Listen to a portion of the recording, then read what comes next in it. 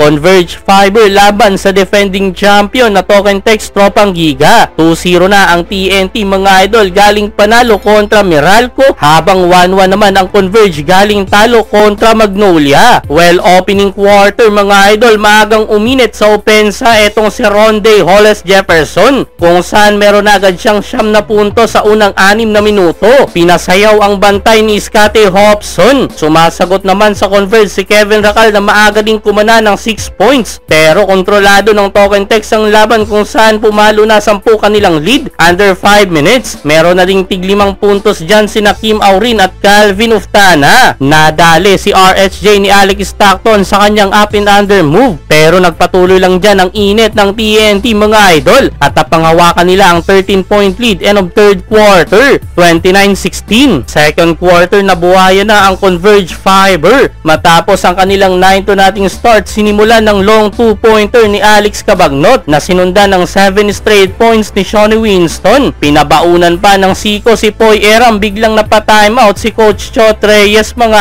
idol. Gumana na din si Scottie Hobson para sa Converge, pero late minutes muli lang din uminit ang Tokentex. Lahat kumukontribute sa katropa mga idol. Nagkaroon pa ng 5-0 run sa dulo para muling ibalik sa 13 kanilang lead end of second quarter, 53-40. 20 puntos na meron si Ronde mga idol kalaban ng 10 points ni Hobson. Entering third quarter, 3 na naman kay Calvin Uftana na sinagot naman ng 3 din sa corner ni Kevin Racal. Grabe si Ronde Hollis Jefferson sa play na ito. Hindi napigilan ng 3 defender, pero dahan-dahan nang dumidikit ang Converge mga idol. Leading by Scottie Hobson, kumana din ng 3 si Alex Cabagnot. Nagkakapisikala na mga idol. Herwela sinakal si Ambuhot. Poy Eram naman gumagamit na ng Magic Siko. To the rescue sa dulo si Doubler Jason Castro para sa Tokentex. 6 straight points mga idol para panghawakan pa rin ang 6 na puntos na kalamangan end of third quarter, 70-64. Fourth quarter, dikdika na ang naging laban. Pumakawala ng 9-0 run ang Converge Fiber para itabla ang talaan 75 all under 7 minutes, pero sumagot ng 6-0 run ang TNT na nagmula sa dalawang sunod na tres nila Glenn Cobontin at Ray Nambata. Mas tumindi pa ang naging sagutan sa dulo ng dalawang team, kung saan nagkakapalitan ng kalamangan clutch after clutch after clutch. Sobrang init ng laban mga idol. Huling 9 na segundo, lamang 3 ang Tokentex, pero 4-point shot ang pinakawalan ni Scottie Hobson. Binutata pa ang pampanalong layup ni Ronde Hollis Jefferson. Panalo ang Converge mga